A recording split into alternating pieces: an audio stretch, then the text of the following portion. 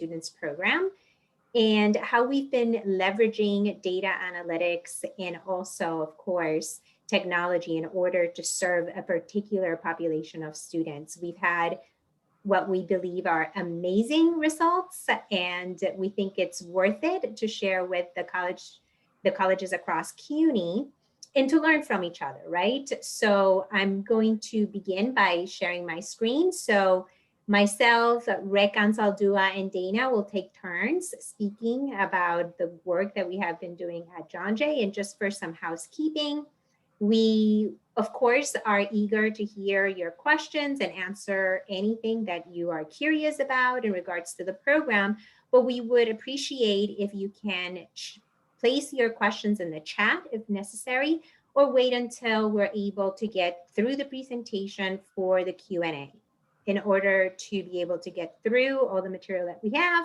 but we don't want to miss your questions. So again, use definitely the chat, and you can raise your hand when we do the Q&A, all right? So let's get started. So again, this is about the completion for upper division students program, and it's about boosting graduation rates by leveraging predictive analytics data and technology, right? So what do we know about our students at John Jay College? So first, I want to share a little bit about our student population, right? Who do we serve? Who are our students? So John Jay College has a very diverse student body. We are a Hispanic and minority serving institution with roughly around 15,000 students enrolled at the college. Around 13,000 are undergraduates and 2,000 or so graduate students. And when we compare ourselves to four-year institutions across America, we have approximately 46% of our students are Hispanic or Latinos, compared to 20% nationally. We have around 21% of our student population as Black students, compared to 13% nationally. 47% of our students are first generation, compared to 33% nationally, and 20% of our students are foreign born. So again, very diverse student population, and very similar to a lot of our other sister campuses.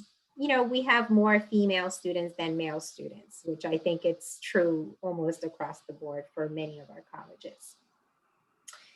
Now, John Jay College of Criminal Justice has a very unique justice mission, right? We are about educating, you know, fierce advocates for justice, and what we're most known for are our, you know, criminal justice programs, although we do have robust liberal arts programs as well.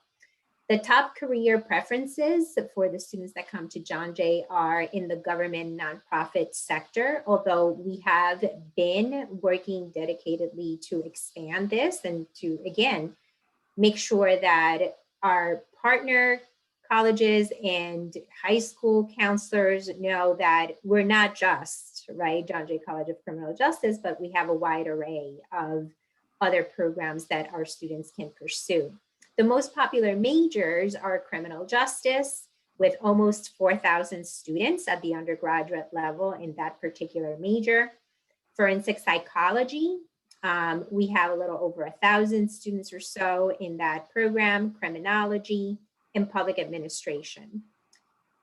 Very noteworthy, we graduate, right, and give awards in criminal justice. 55% of the graduates are in this particular field, compared to 3% nationally, right? So we are a big producer of criminal justice students, right, to go into different fields.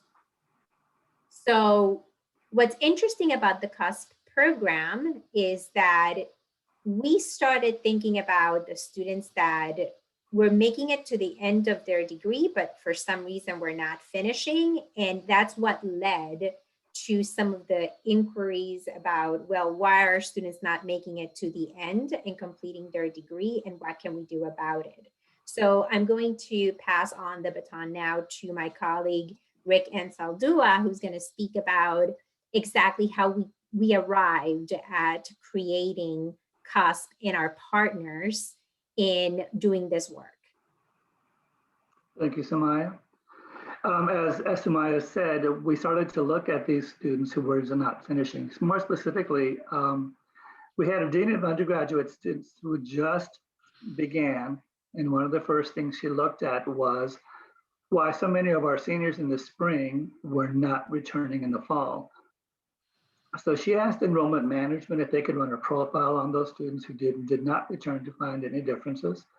And she asked my office, institutional research, as well. And so we both did our little thing and we got together and we couldn't find anything. So we knew that we were going to need some help.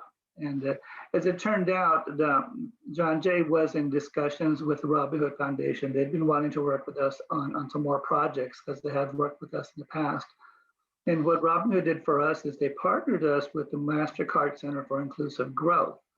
They're the ones who want to do this kind of work to help minority organizations and institutions like colleges like ours. Well, MasterCard is the one who brought us to DataKind.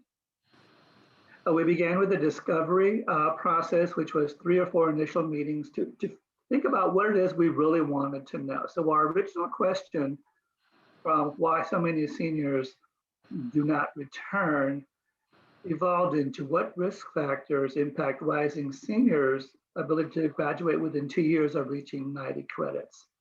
And that was a big mind shift and direction change on how we're going to approach our analysis.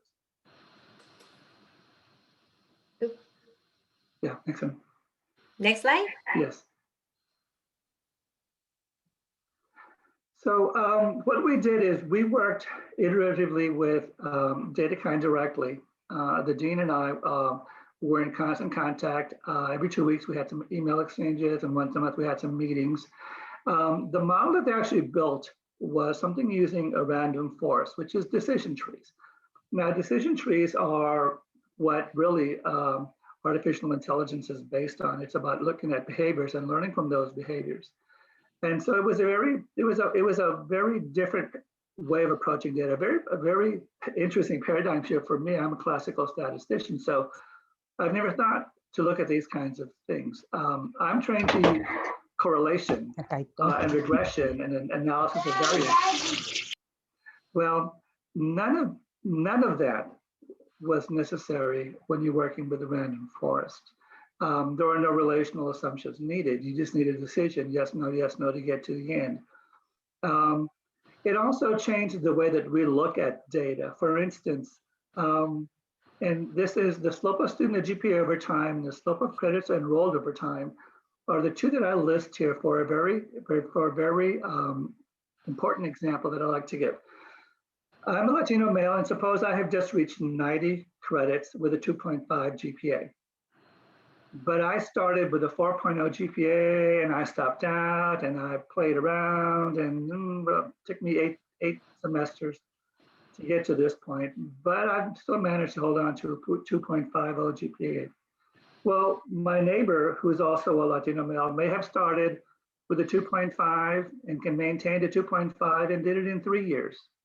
My neighbor on the other side may have started with a 2.0 and struggled, and taken 6 semesters, or I should say 6 years, 12 semesters to get to 90 credits. We're clearly on 3 very different trajectories. But if I walk in under traditional methods for advising, all they're going to know is Latino male 2.5. They're not going to understand that we're in on 3 different trajectories. And that's the advantage of such a powerful tool as this, is that student level profiling and prediction. Next slide. The nice thing about this is we actually receive the data from the model at the student level, okay? So we can then roll it up to the risk levels as we can define them. And basically it's if you're 0.5 or higher risk of not graduating, you're at risk. And then we split that up in group. I actually use just the median for that and split them into those 2 groups. But we can adjust that. In our case, it's a resources issue. One of the considerations is what kind of staffing do we have and how many students can we support? So if we could support 1,000 students with a very high risk level, well, then we'll make the break at the risk level so that it'll have a lot more students in it. But we have a small office, so we can't handle that many students. And so thankfully breaking it at the median was a much more manageable amount. Now, just recently, I got a chance to see starfish, thanks to one of my colleagues at the community colleges. But I haven't worked in it, so I may have made an incorrect assumption here. But I know with the CUSP model, because we receive everything by student, we can roll things up to a level of high risk, low risk, very low risk, or very high risk, and get the predictions for those groups overall. And then one for the entire institution. I know that a starfish provides risk levels, which are those 4 different colored bands: red, orange, yellow, and green, I believe were the 4 colors. And each one of them broke at whatever, I'm assuming, I don't know, they were preset ranges from starfish, but we, like I said, we can adjust those ranges. And I don't even know if you're allowed to filter down by level and watch the predictors change, or even then do it down by the students and watch those predictors change. And that's the big advantage to what we're able to do. We can look at those predictors for those students. So back to my example, my 2 neighbors and I may have the same top 3 or 4 predictors, but they might be in different orders. Mine would certainly be the slope of GPA over time. My neighbor on the left might be his stop out pattern is number 1. So, and that's the big advantage. Next slide. Thank you, Rick. So again, based on what Rick explained, what we noticed with the tool that DataKind provided to us and that Rick runs every year for us, what we're able to see are the top reasons for the students not being flagged to not complete their degree, even though they're at the 90 credit mark. And so some of the big issues that are flagged has to do with inconsistent credit accumulation, right? So it's sort of like the example that Rick was mentioning, that you can have a student that even though their GPA is fine, right? They're above a 2.0, they're meeting the standards, but they have irregular patterns of registration, right? So one semester they register for 12 credits, another semester they register for 9, they register for 15. So it is that variability, right, of how they're registering that can be an issue, right? And not only do they have inconsistent patterns in registering, but also inconsistent patterns in how many credits they're completing per semester, right? So some semester they may complete all of their courses, other semesters they complete, 3 or 4. So those are the kinds of things that the model allows us to flag. It also helps us see if there are fluctuations in the grade point average, right? So again, most of the students that have been flagged by the tool are in fact in good academic standing. But the issue becomes then that you can see a downward slope in the student's performance. So whereas perhaps in their freshman year, they started with a 3.0 GPA, slowly but surely, gradually, that student's GPA begins to drop, right? So it starts with a 3.0 and next thing you know is a 2.8 and then it's a 2.7. And then by their junior year, they're down to a 2.3. Then that's reason for concern, right? And those are the types of information that in the past, we had difficulty with the tools that we have being able to identify readily, but that this model allows us to do. It also allows us to see issues with their financial aid, right? If they have run out of financial aid and how that impacts their persistence, we are able to intervene based on how we have created the support systems for the model, right?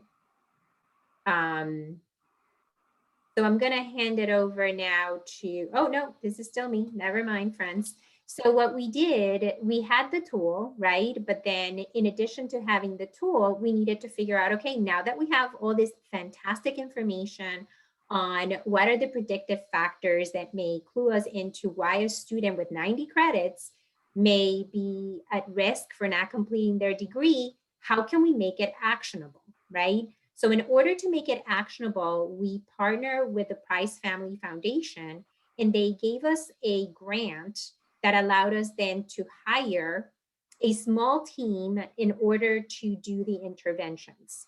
So with the funding from the Price Foundation, we were able to hire 2 full-time staff members in the Academic Advisement Center. So one is the manager, and that is Dana Prieto, who will be speaking to you shortly. And then the other is a actual senior academic advisor, Julissa de la Cruz, a financial aid advisor that sits actually in the financial aid office. And we also had support for a couple of part-time lines. One is a peer student that helps us with some of the outreach, and the other is a faculty member that helps us with training these students in the support that they need in order to transition, whether they're seeking to pursue graduate studies or if they're seeking to join the work world, right? So the faculty member helps us develop initiatives to support students once they are ready to move from John Jay onto their next stage.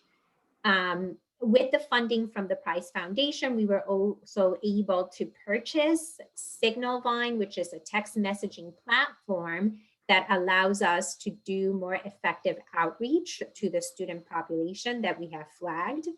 And very, very importantly, we also were able to have some funding to provide degree completion grants to the students who are in the CUSP program. So again, as I said earlier, when we encounter students that have exhausted their financial aid and they're very close to completing their degree, we actually have some monies that we can provide to students to help them reach completion, right? So that has been a very, very useful tool to us. One thing to highlight as well is that whereas in the Academic Advisement Center, the ratio of students to advisor is roughly 1 to around 750, for CUSP, with the tool, we're able to single out who are the students who are at greatest risk of not completing their degree.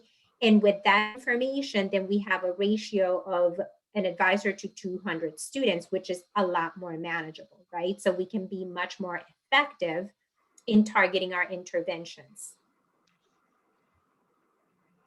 Now, based on the tool that DataKind provided to us and that Rick runs every year, we have now been working with 3 distinct cohorts. Our first cohort was in the fall of 2018, and that initial cohort was 1,115 students. And what you can see in this table is the number of students that were flagged by the different risk levels. So for our cohort 1, in the fall of 2018, we had 173 students that were flagged as being very high risk of not completing their degree. 201 students were flagged as high risk. 591 students were flagged as low risk, and 150 students were flagged as very low risk. For year 2, which is with the fall of 2019, students that reached 90 credits, very high risk, we had 168, and again, the total was 1,399. High risk, 158 students, low risk, 356, and very low risk, 717. Year 3 is the current cohort, right? And 1,644 students were flagged. very high risk 129, high risk 170, low risk 446, and very low risk 899. I want to add that even though, right, we are the team is intensively working with the students who are flagged at the very high risk and high risk levels, that does not mean that we don't intervene with the students who are at the low risk or very low risk level. We do, it's just that we don't do as much proactive advising with the students who are at the lower risk levels. And we also maintain the support that we're giving to the students over time, meaning the majority, you'll see later that the majority of the students from cohort 1 have successfully completed their degrees. So we're very proud of that, right? But there are still a few stragglers that are around. And so the team continues to work with those students to this day, right? And the same is true for year 2 and in the students who are now for year 3. So even though every year we get a cohort, we still continue to drill and work with those students that are at the very high risk and high risk levels intensively, right? So we track them and we continue to work with them over time. So Maya, we have a question. Yes. Someone wants to know if these are both transfer students and non-transfer students. Oh, yes. That is absolutely. So this includes both transfer and non-transfer students. This includes students that are local, right? They were homegrown, and then also students that transfer to us at some point. So now I'm going to pass on the baton to my colleague, Dana Prieto. Hi, everyone. So I'm going to speak a little bit about some of the technology platforms that we use in CUSP. And within academic advising, we've used these specific tools and technology in assisting our outreach efforts in academic advisement appointments with our students. So we've, as Sumaya had mentioned, we've acquired the text messaging platform Signalvine, which helps us target each cohort year and risk level. So depending on the type of communication that we need to send to those in the very high risk compared to the very low risk do differ. And Signalvine enables us to send quick reminders specific to their senior year, event opportunities, especially when we are collaborating with alumni services or career services. And we send these targeted messages, which allows our students to keep connected. And especially during this pandemic, it's been very useful. We've also utilized ESEPs in DegreeWorks. The ESEPs are the student educational planners that have helped both the advisor and student plan out a specific academic plan towards graduation. So we remind students how important DegreeWorks is when graduating and making sure that all of the information and requirements are complete and up to date. So the ESEPs remind students of their academic plans when they were in discussion with their advisor during their appointments. And lastly, we have our newly EAB Navigate. John Jay College was incorporated in the second round of CUNY colleges acquiring Navigate. And we've successfully shared this new tool with our students, and they are successfully making appointments with their CUSP advisors. But in full disclosure, we are still playing around and exploring the benefits of EAB. The campaign feature, for example, has been very successful so far. We've placed ADV holds, especially for our very high risk and high risk students. And the campaign feature in Navigate has helped us streamline our outreach efforts, our outreach emails and communication, and it automatically triggers them to make the appointment with their advisor. So that's been very nice and smooth in the transition. However, the predictive and analytical piece in the EAB Navigate has not been released to us yet. So we are looking forward to learning more of EAB and how that piece can better help us. Okay, next slide. Yep. So completion barriers, as Sumaya also mentioned previously, there were typical barriers preventing students from graduating on time or at all. We found that there were multiple reasons why students were unable to graduate. We had students dealing with the justice system. For example, we had one or two students that might have been involved in a domestic violence situation, or we've had some students that were still figuring out their immigration status. And we've also had some others that were deployed into military service. And unfortunately, the pandemic has also exacerbated these barriers and created more complications. So the mental and physical and emotional health has been affecting their completion. Losing a family member due to COVID, and we have student parents who are schooling and becoming the teacher for their own children. Students have lost their income or have become homeless and unable to attend school and pay tuition. The academic environment has drastically changed, and most students are not enjoying the online platform.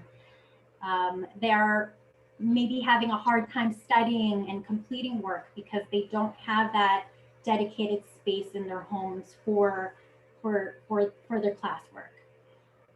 And they've lost individual support from faculty and advisors, where students can quickly visit an advisor or faculty office hours.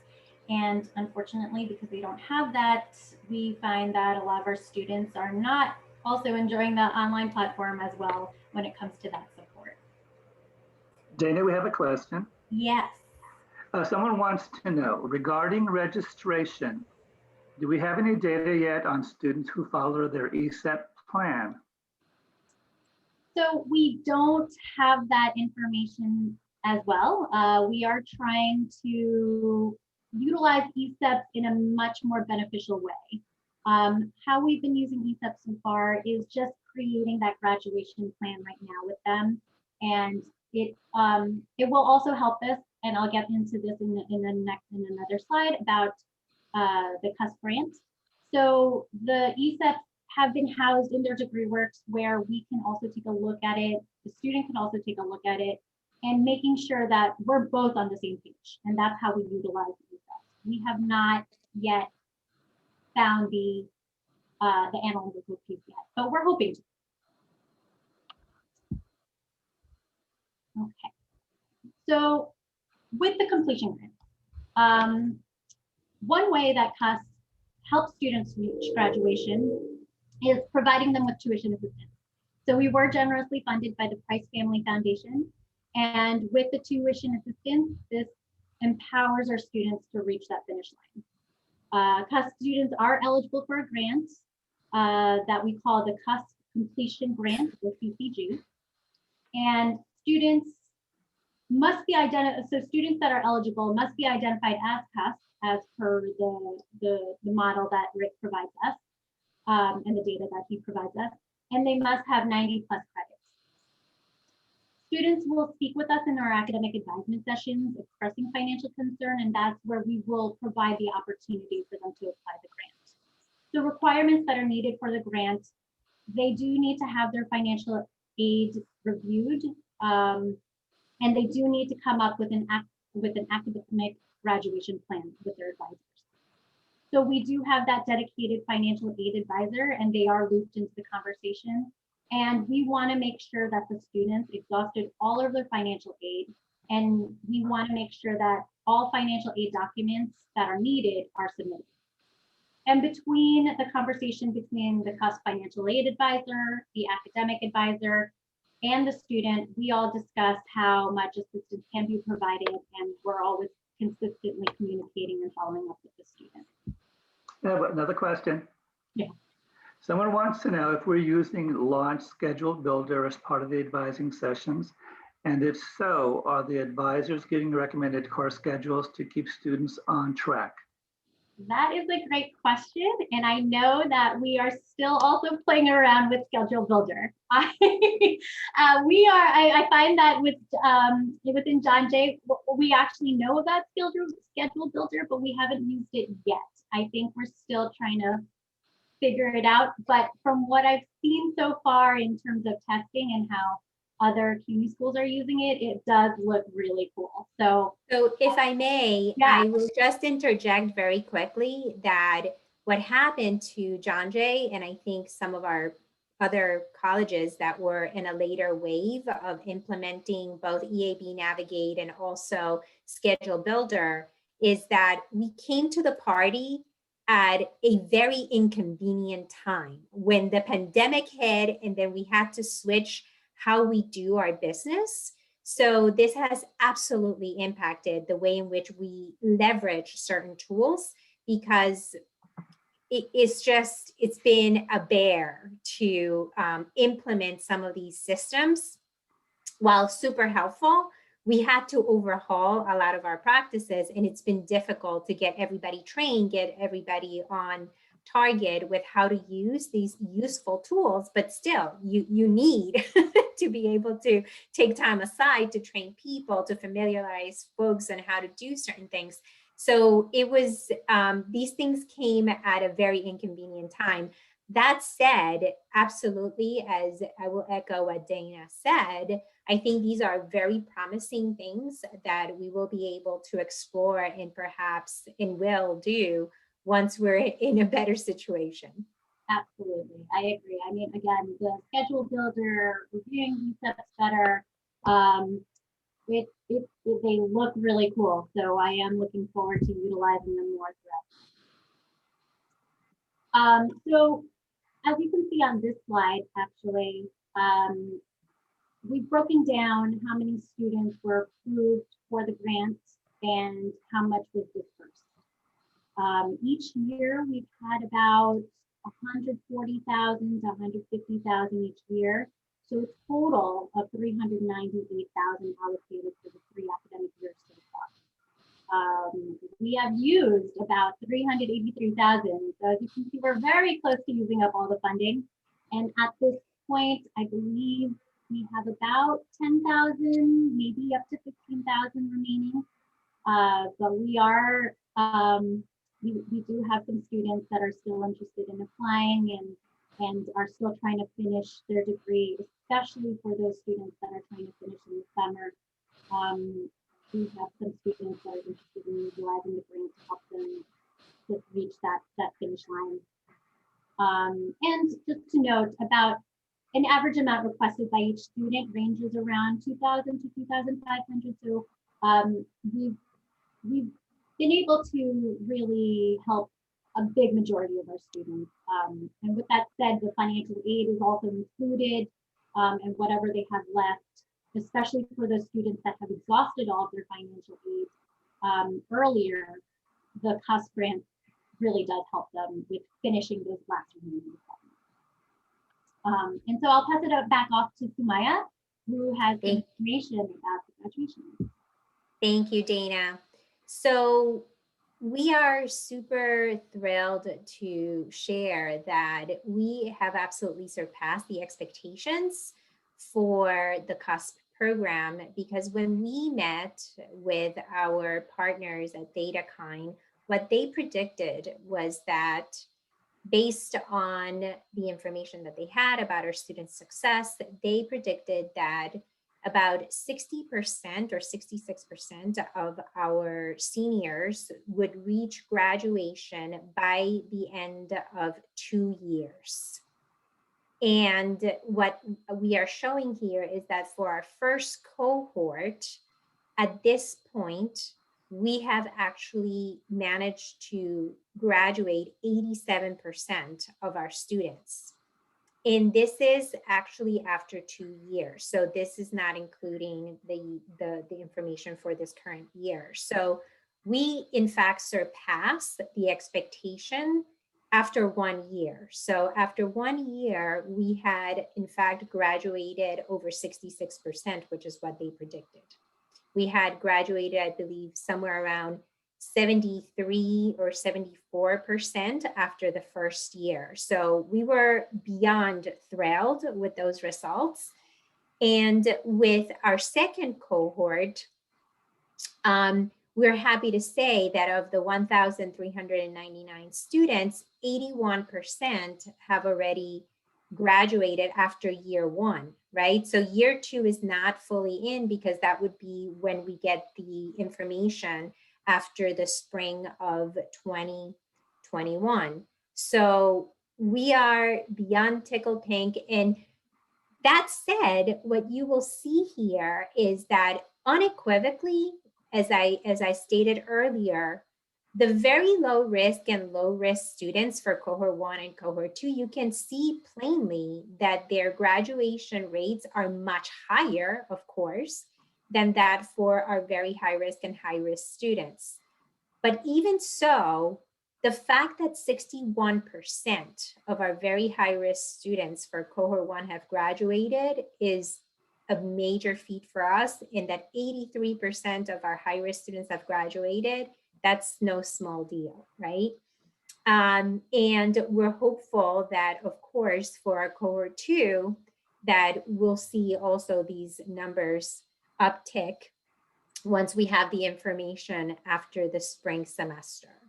So we're super excited about this. And we don't have the same kind of information for cohort 3 because it's too early. But this is trending definitely in the right direction and showing us that intervening, right, and doing this work and focusing on the students that are at the very high risk and high risk levels is really critical, right? Because even though with minimal interventions, the students who are at the low risk, very low risk, they're going to graduate, probably no matter what, right? But it is that critical intervention with the students that are flagged as being at higher risk for not completing their degree that is critical. And I'm going to now pass it on to Rick so he can speak further about what this means in terms of our legitimate 4-year and 6-year graduation rates. So what Samaya just presented were the cohort outcomes. Now these cohorts, again, were rising seniors, okay? Well, there's no accountability measures for rising seniors outcomes, so I had to translate this back to our first-time freshmen 4-year graduation rates and 6-year graduation rates, because these are PMP, these are accountability and assessment metrics. And so I presented the 2 cohorts before any of them were impacted by CUSP. And by that I mean the fall 2005 class had finished their 3rd year by the time we implemented CUSP. So they were the first class that was touched by CUSP, okay? And you'll see at the 4-year graduation rate that 2-year average was 31%. And in the first 2 years of CUSP, the first 2 years of cohorts that were impacted by CUSP, that average is 37%. So that's 6 percentage points increase, just like that, right? The 6-year graduation rate, the 2 years before implementing CUSP averaged 47. And the 2 years after, of the first 2 cohorts after that were impacted by CUSP, averaged 51. So what that means is 2 things. Not only are we increasing our 6-year graduation rate, but the fact that our 4-year graduation rate is at a higher increase than 6 years is we're shortening their time to graduation. So that is a double, actually it's a double whammy of an impact. And I will not say unequivocally that CUSP alone did this, because as most of you have been participating in our academic momentum efforts system-wide, well, we had actually begun a lot of those very same academic momentum initiatives 2 and 3 years in advance of what CUNY had brought the whole system to doing. So we had a lot of that in place already in the 2013 and 2014 cohorts. So really, the only thing we can point to at this point is the fact that CUSP is the only thing that impacts seniors. And those are the kinds of results that we're looking at, hopefully, to continue going forward. Thank you, Rick. And so in terms of what have we learned from doing this program is that one thing that is really interesting, right, is that for institutions that are definitely strapped financially, being able to build programs that are scalable is key. So the truth is that the cost of doing CUSP overall compared to other programs is definitely sustainable and scalable, because we're really talking about an average of somewhere around $300 per student in terms of what it costs to run the program, right? So compared to other programs that are, the sticker price is much higher. So we also one of the important things that we've learned is that, as I mentioned at the beginning, with the work that we've been doing with our faculty member and some focus groups that we ran originally with the students in the CUSP program, was that we realized that we came into this wanting to work with them to get them to graduation. But of course, as we began asking them what was on their minds and what were the things that were keeping them up at night, what we realized is that many of them were really concerned about what was going to happen next, right? They were in their senior year, they're about to graduate, but they didn't really feel that they had a good grasp on what to do post-graduation, right? So whether they were going to apply for graduate school, law school, if they were going to seek work opportunities, what were their options, what kinds of employment opportunities were available to them.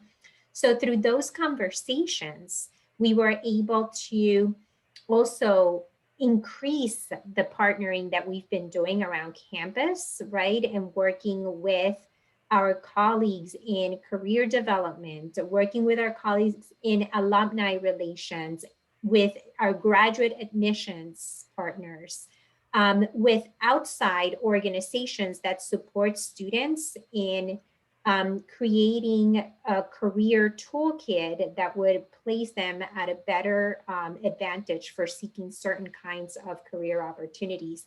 So that was born out of the work that we started doing with the students themselves and hearing what their concerns were, right?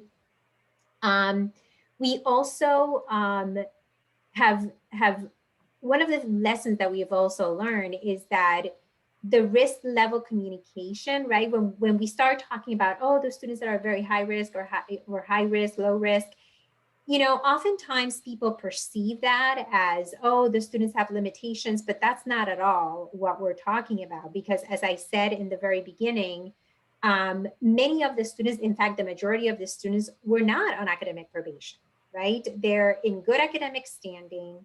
And it really is, when we're talking about risk level, we're really talking about the likelihood that they will complete their degree, right?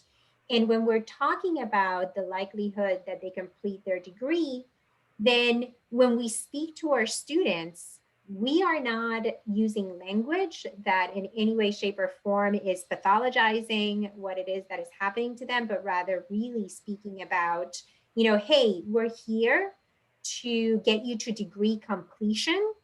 And we're here to partner with you to ensure that you also have a plan post-graduation, right? So it's very important to mind how we frame things, right? And the kinds of communications that we share with our students and our colleagues.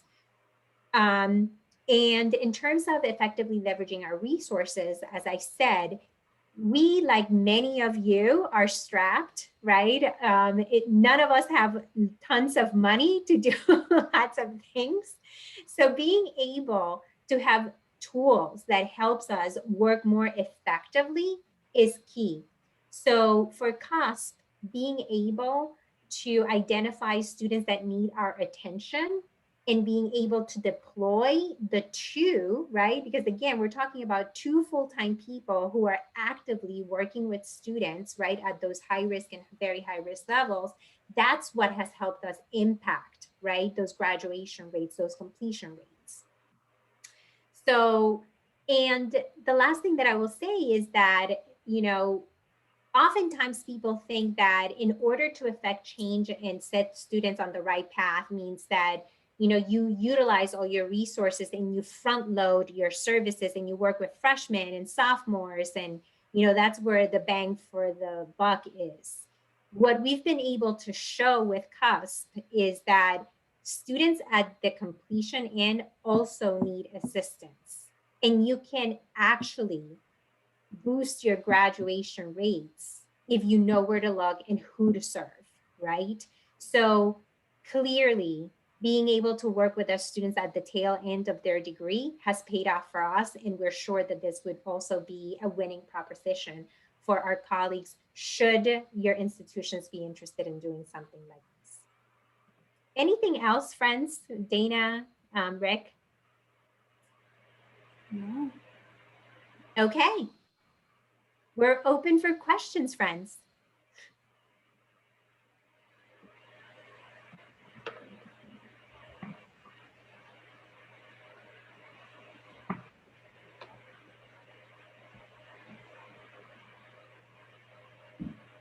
No questions? Oh my God, really?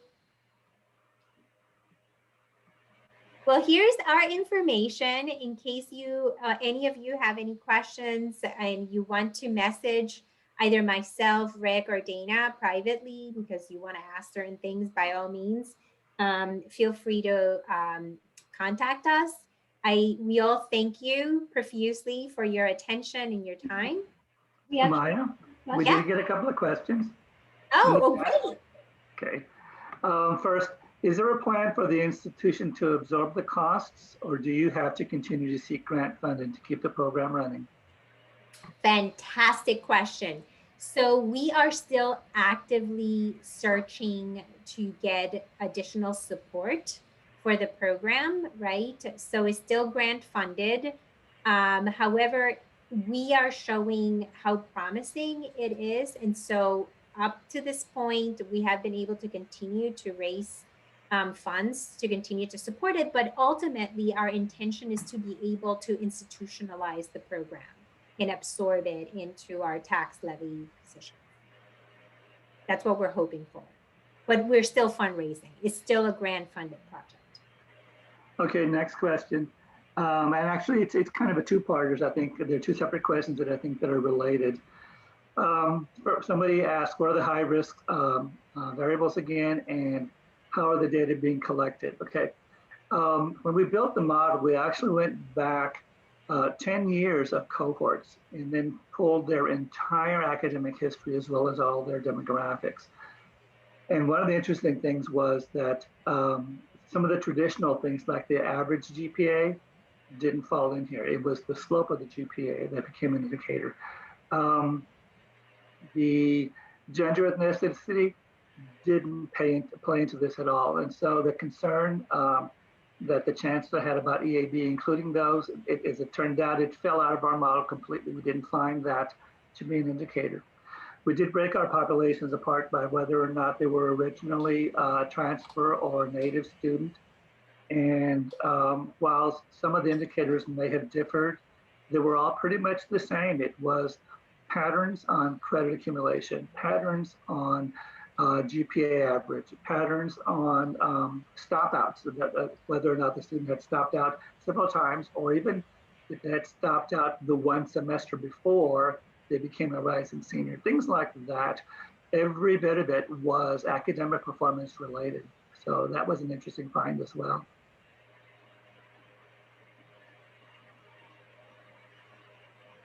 Thank you, Rick. Any other questions? Wonderful. Well, again, should anyone have any additional questions, please feel free to contact us. We're happy to respond to any additional questions you may have. And I hope you continue to enjoy the rest of the programming for the Academic Advising Summit.